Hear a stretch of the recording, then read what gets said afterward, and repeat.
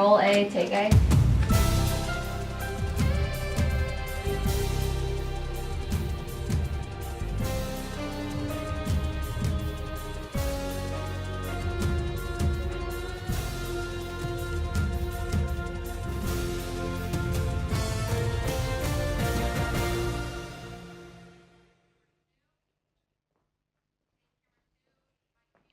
Hello, and thanks for joining us for this edition of the Newsfeed. I'm Taylor Purdue.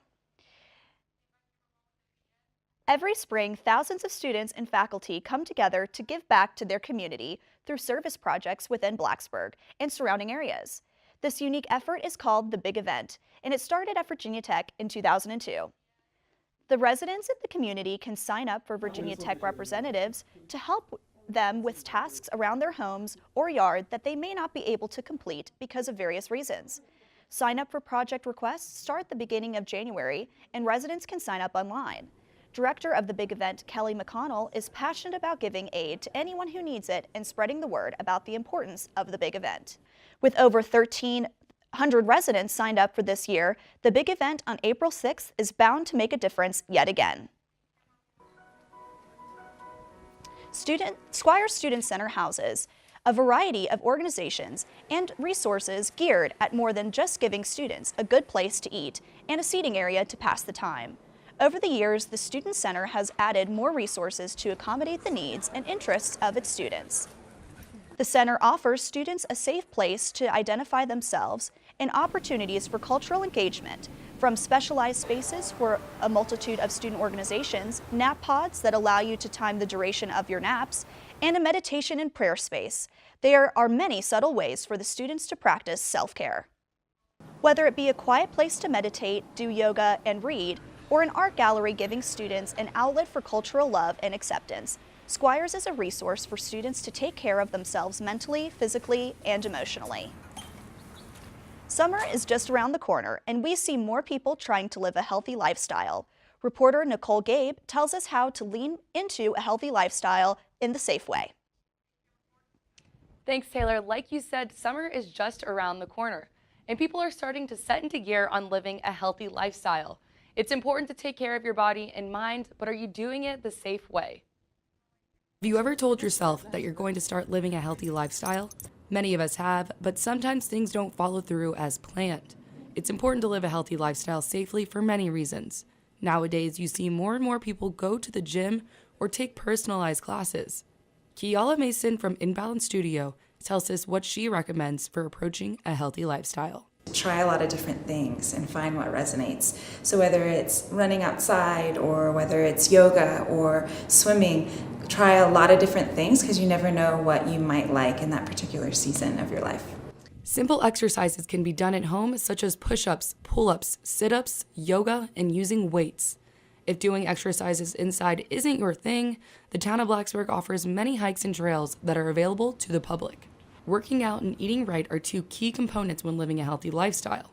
Trainer Kristen Zamet tells us what she recommends in terms of food and calorie counting. Eating healthy, definitely, start out by tracking your calories or track your macros or whatever you are doing, just to get an idea of what you're actually consuming into your body, not what you think you're getting in. When it comes to healthy eating, yes, you do want to be eating across the board, all proteins, fats, and carbs, but having a higher protein count is going to be beneficial just because it's great for supporting muscles. It makes you feel full for a longer period of time and helps with work recovery as well.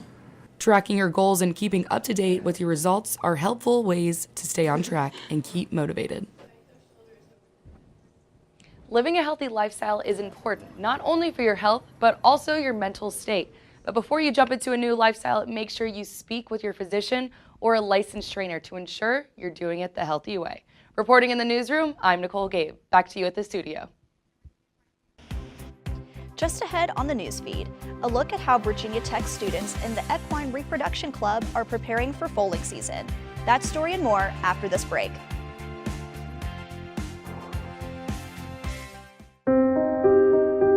Here's to the things that can keep us safe. Those we use all the time with hardly a thought. Those that are silently standing by to save our lives. And now, those that we carry with us everywhere we go. Many mobile devices will now bring you wireless emergency alerts, real-time information directly from local sources you know and trust. With the unique sound and vibration, you'll be in the know wherever you are.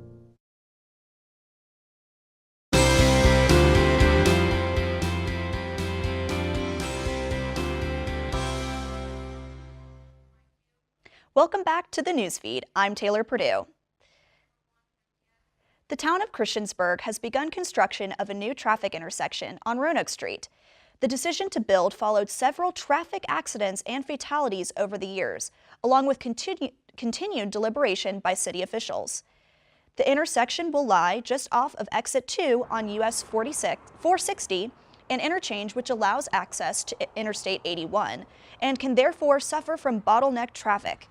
The construction zone is flanked on both sides by the Gateway Plaza Shopping Center, home to Food Lion, a tractor supply company, and Pathway Christian Academy, has led to the temporary closure of one of its major entrances. Still, Christiansburg Mayor Mike Barber believes that the ends justify the potentially inconvenient means. Anytime you do something like that changes someone's daily habit of commuting back and forth to work, it's a headache. But we think that the end results are exactly what we think they'll be exactly what they hope to do. Barber and other city officials were finally able to take action after the area transferred ownership from Montgomery County of the city of Christiansburg. Construction is set to finish this coming fall. New life is beginning at the campus's Smithfield Horse Center as undergraduate students of the Equine Reproduction Club assist with the bustling start of foaling season. Students within the club experience equine reproduction before, during, and after the foals are born. The club was created to fill the void when the Animal and Poultry Sciences Department discontinued the equine reproduction class, leaving Smithfield without a group to assist with the brood mares and students without an opportunity to get hands-on equine reproduction experience. Jessamy Thompson, a Smithfield staff member and founder of the club, felt its creation was a necessity. To be through the process of foaling to totally understand it. Once you get through it and realize that it's like super natural, super calm process, you definitely learn more than you would out of any textbook at all. For club members, educational preparation begins during the fall, and hands-on training takes place during the spring in the lead-up to foaling season. Students must check on their assigned mares each week, attend weekly meetings to learn about pre- and postnatal care, participate in foal watch, and assist with handling foals once they are born. So far, 2 foals have already been born, and 7 more are expected this season. This will wrap up this edition of the Newsfeed. If you have a story idea for the Newsfeed, let us know. Send us an email at thenewsfeednrb@gmail.com. And as always, you can also connect with the Newsfeed on Facebook and Twitter. Thanks for watching. I'm Taylor Purdue.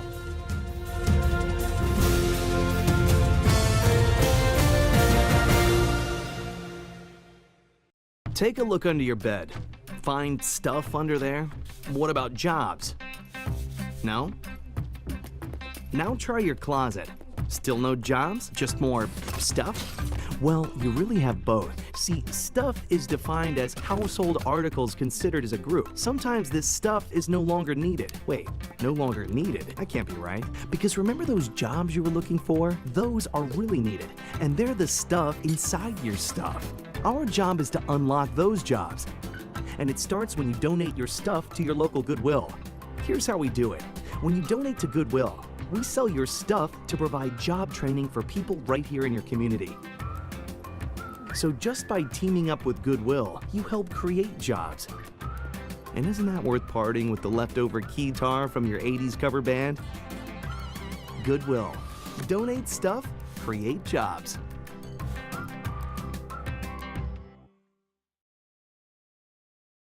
Roll A, take A.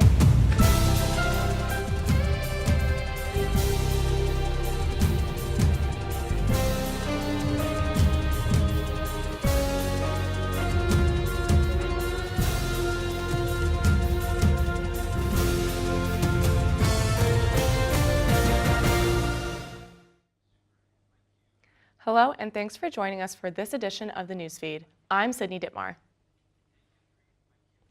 The Virginia Tech Writing Center is currently looking for volunteers. Those who apply will be able to lead English conversation groups for those who are looking to better their conversational English. The Writing Center that is within the Newman Library is currently looking for volunteers to tutor and lead conversational groups for English.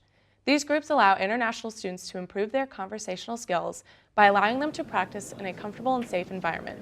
Johnny Redman, one of the conversation group leaders, discussed what traits are important in order to be a group leader.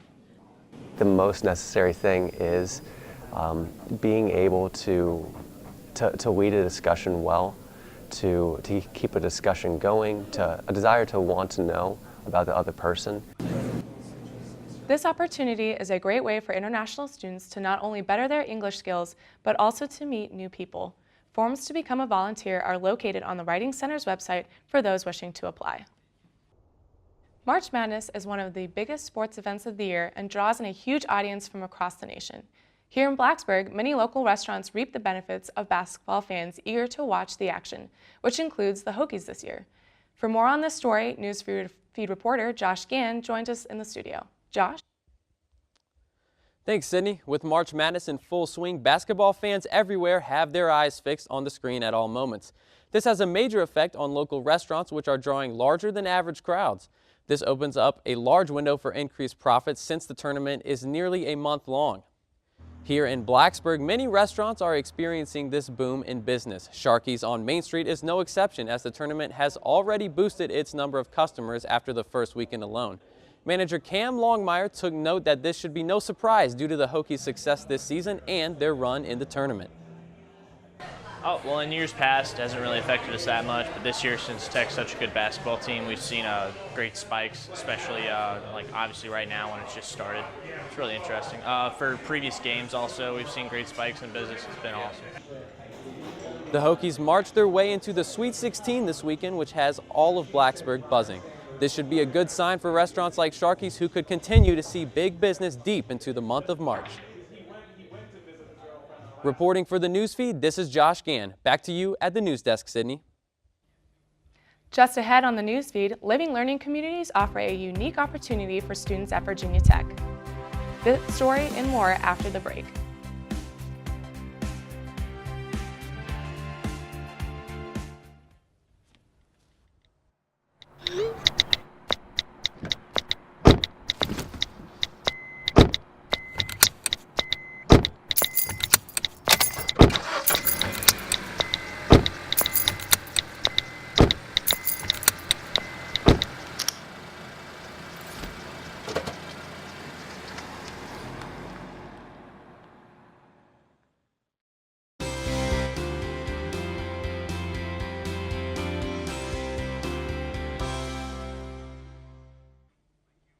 Welcome back to the Newsfeed. I'm Sydney Dittmar.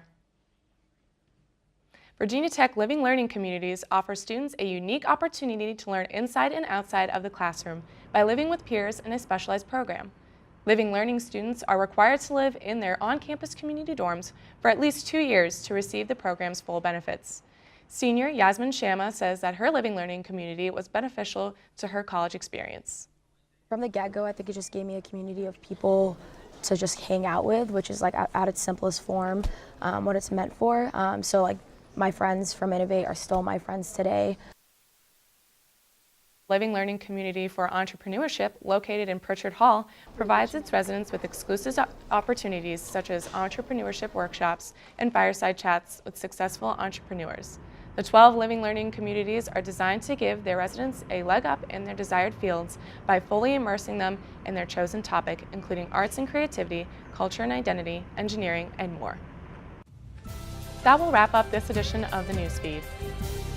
If you have a story idea for the Newsfeed, let us know. Send us an email at thenewsfeednrv@gmail.com. And as always, you can also connect with the Newsfeed on Facebook and Twitter. Thanks for watching. I'm Sydney Dittmar.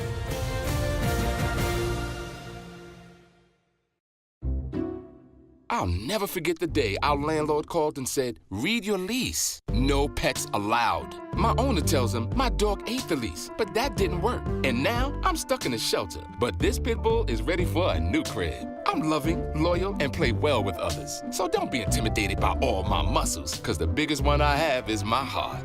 That's right, I said it.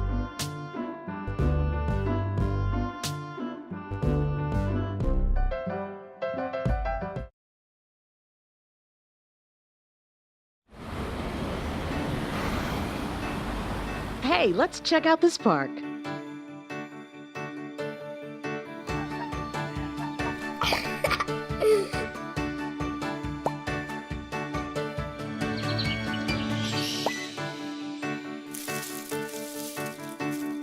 Oh, wow, that's really cool. To find a great local park or forest near you, go to discovertheforest.org. Roll A, take A.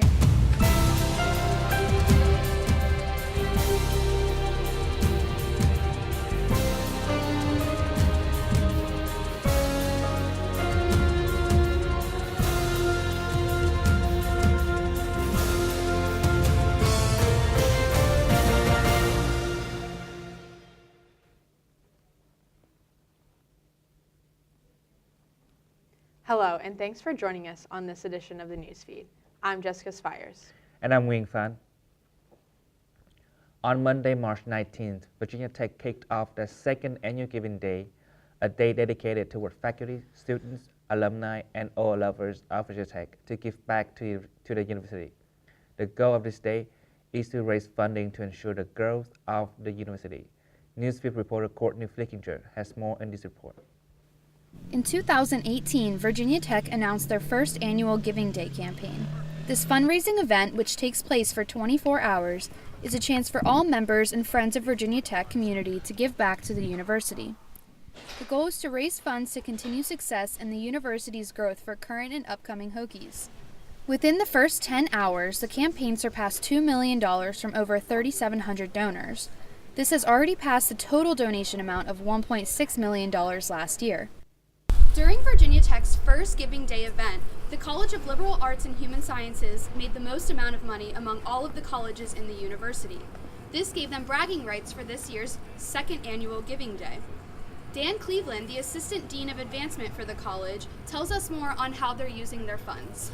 This year we were concentrating more on providing kind of recognition for annual funds, that discretionary funds, so we can actually put the money in the hands of the individuals that are making decisions based on each department. In order to make the event more appealing to the donors, the university has included challenges to help raise additional funds. Heather Kopek, the director of annual giving for Virginia Tech, tells us more about the goal behind these challenges. Match every gift to the department dollar for dollar. So it's just a new way of showing alums that, even your gift of $25 can really make a big difference when everybody comes together. This has been Courtney Flickinger reporting for the Newsfeed. Virginia Tech and Amazon recently joined together in order to create an innovation campus in Northern Virginia. The campus is a technology center focused on computer science and engineering. It's expected to bring a lot of positive changes to the Blacksburg community. Newsfeed reporter Avery Land has more on this report. Virginia Tech, a university known for being hands-on and innovative, has recently made more strides to keep up with this reputation. Tech has paired up with Amazon in order to build the Innovation Campus, which will be a center for hands-on research and learning that will be worth $1 billion. So the Innovation Campus in Alexandria, Virginia is going to be a global center for technology excellence in graduate education. It's going to attract top faculty and students. It'll spark research and partnerships. The Innovation Campus will focus on the sciences, engineering, and computer technology. The graduate campus will attract a lot of interest from students around the nation. It's expected to not only add culture to the community at Blacksburg, but also add culture to Virginia as a whole. The opportunities of the Innovation Campus for the sciences are very beneficial to the science programs at Virginia Tech. So the Innovation Campus is very different. This is really the first time Virginia Tech has done anything like this. This is something completely new and different. When the Innovation Campus opens in Alexandria, Virginia, it will bring a lot of educational wealth to the area. In other news, bed and breakfasts in Christiansburg will have to make some changes due to a new homestay ordinance that passed. The ordinance will require stricter regulations on unlicensed businesses for the safety of patrons. However, traditional B&Bs don't think it's enough. Here's Newsfeed reporter Ian Gruber with more on this story. The homestay ordinance in Christiansburg will go into effect July 1st, requiring local bed and breakfasts to be licensed and follow stricter safety regulations. However, after a recent town council meeting, the 90-night restriction for small businesses such as Airbnb was removed. The owners of the Old Victorian Inn who raised the issue to town council don't believe the ordinance has done enough. Because they're making it so that anyone doing an Airbnb can do it 365 days a year. Even though the bill in the Senate that was passed says you can do it 30 days. Yeah, they can limit it to 30. Although B&Bs will now have to be licensed, there are still far fewer regulations, taxes, and fees allowing these small businesses to charge less than a traditional bed and breakfast.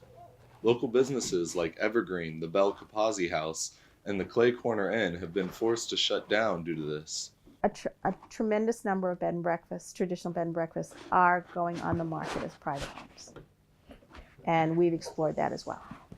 Local hotels are also taking a hit due to homestay businesses, and although this ordinance is a start, it will likely lead to more foreclosures. We're extremely disappointed. I'm Ian Gruber, reporting for the Newsfeed.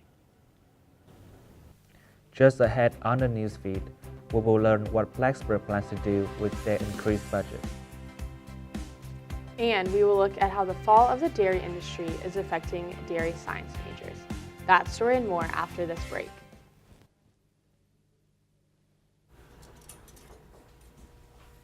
Get it. Get it. Get it.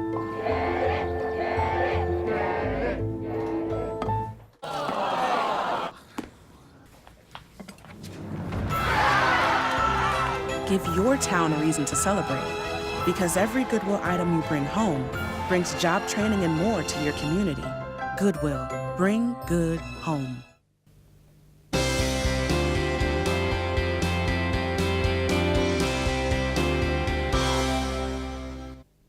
Welcome back to the Newsfeed. I'm Jessica Spires.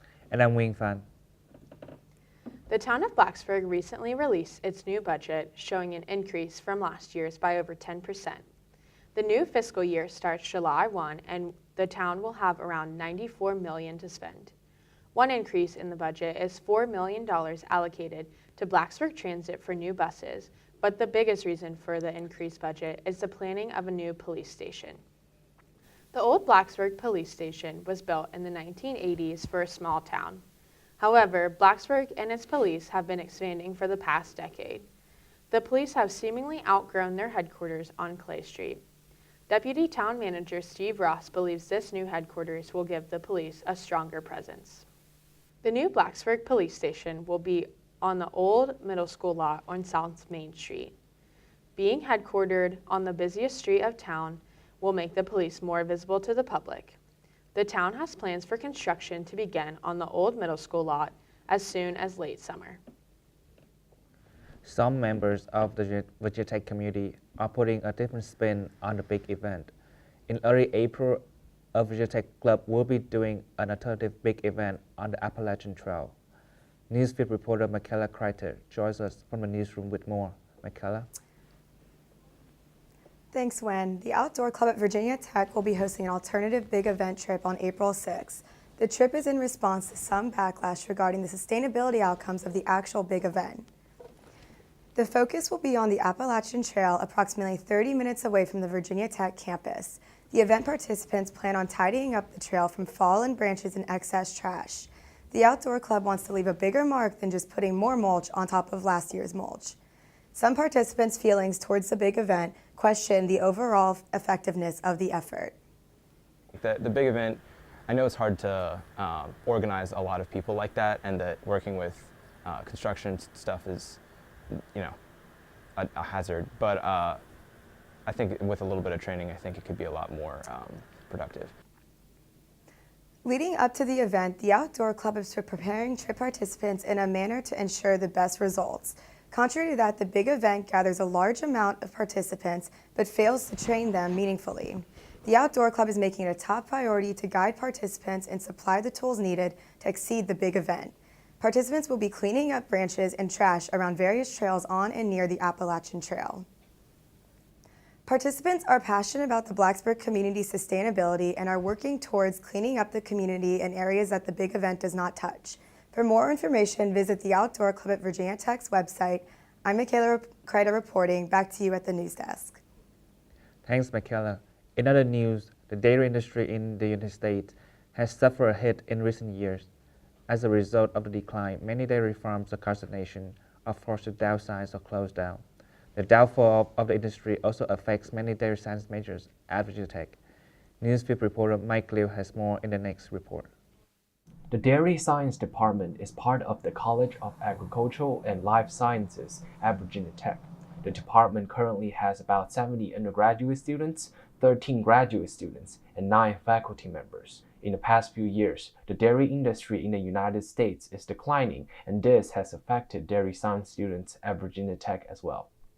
The last couple of years have been extremely tough on the dairy industry because of the tight margins that are out there. Many are struggling financially because those margins are so tight. According to Winston, because of the downfall of the industry, many students are considering different career paths in the future. The difference I think that we see is in the direction that students have been heading. So in the past, perhaps when I was an undergraduate back in the 80s, the majority of students in dairy science would head back to a production setting. Many would return to a home farm or work for someone else. Today, the students are probably doing that part less, but what we're seeing is an increase in those that are on the science side. The decline in the industry has caused many dairy farms to close down, and some students have no choice but to seek a new career path. With my family recently selling out, it's not an option for me to go back to the farm. So before that, I had a little bit of an idea of what I wanted to do, but now that my family's sold out, I'm a lot more lost on what I want to do and still figuring a lot of it out. This is Mike Liu reporting for the Newsfeed. That will wrap up this edition of the Newsfeed. If you have a story idea for the Newsfeed, let us know. Send us an email at thenewsfeednrv@gmail.com. And as always, you can also connect with the Newsfeed on Facebook and Twitter. Thanks for watching. I'm Jessica Spires. And I'm Wing Fan.